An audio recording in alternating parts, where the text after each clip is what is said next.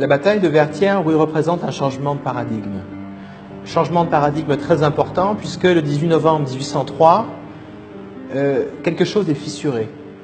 Et ce qui est fissuré, c'est cette équation entre d'un côté la peau noire et la condition esclavagiste.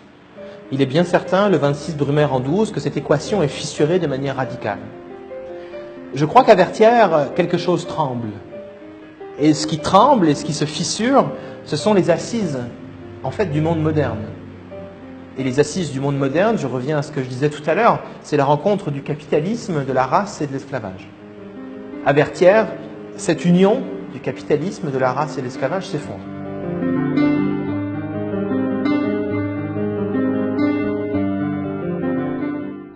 On arrive à marginaliser Haïti en n'en parlant pas dans les livres d'histoire.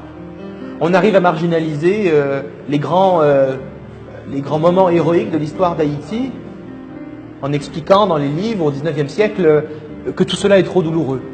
Le général Pamphile de la Croix, au XIXe siècle, en 1819, écrit ses mémoires et explique qu'il ne faut pas parler de la guerre d'indépendance haïtienne. On arrive à marginaliser Haïti en expliquant qu'Haïti est un pays de barbares, un pays monstrueux.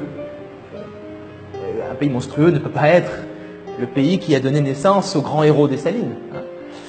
Pour parler de Dessalines, il faudrait parler d'Haïti comme un pays de victoire, comme un pays héroïque. Or, la France, pour toutes sortes de raisons, conscientes ou inconscientes, a préféré faire d'Haïti un pays à aider, un pays problématique.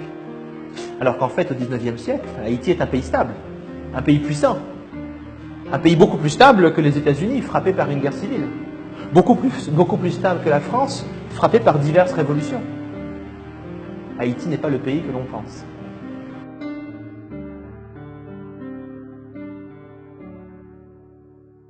La dette, ce n'est pas seulement le signe d'une oppression d'Haïti par la France.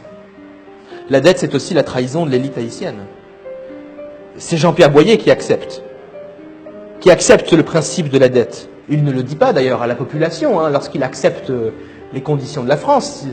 Il ne le dit pas tout de suite, on le sait plus tard, que Boyer a accepté de payer 150 millions de francs or. Mais ce n'est pas l'élite haïtienne qui a payé la dette, c'est la paysannerie. Ce sont les producteurs de café qui envoient leur café dans les différents ports de l'île et ce café est taxé. Et cet argent sert à rembourser la dette. Ce n'est pas Boyer qui l'a payé la dette, ni Faustin Soulouque, ni Geffrard, ni Vilbrun Guillaume Sam. C'est la paysannerie qui l'a payé.